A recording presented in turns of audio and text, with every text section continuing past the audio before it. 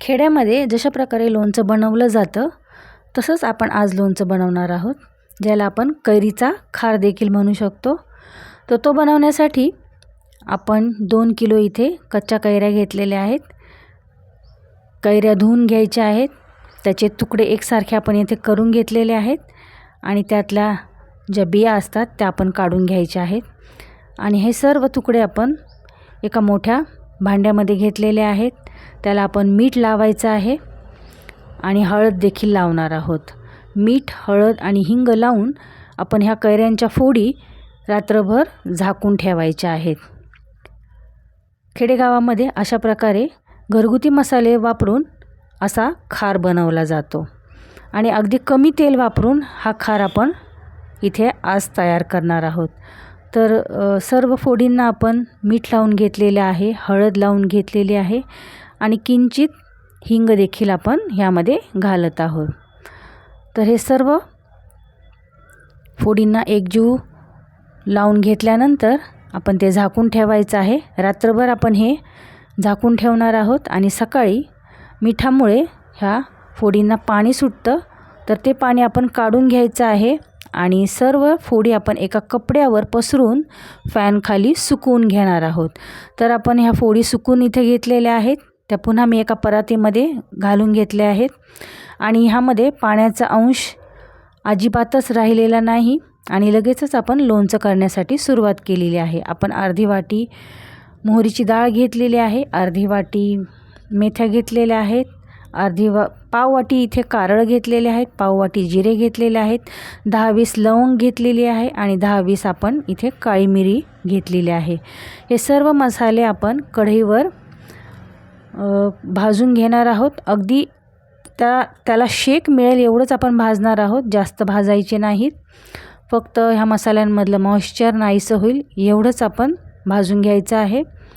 त्यामुळे लोणच्याचा मसाला लोणच्यामध्ये खराब होत नाही आणि त्याला सुगंध देखील छान येतो.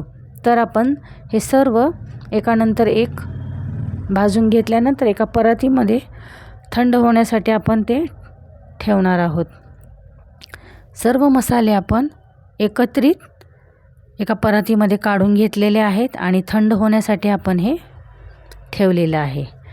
आणि त्यानंतर आपण त्याची मिक्सरच्या जारमध्ये पावडर बनवून घेणार आहोत. तर आपल्या लोणच्याच्या फोडी आपण पुन्हा एका वेगळ्या परातीमध्ये काढून घेतलेल्या आहेत. त्यावर आपण पाववाटी हळद घातलेली आहे.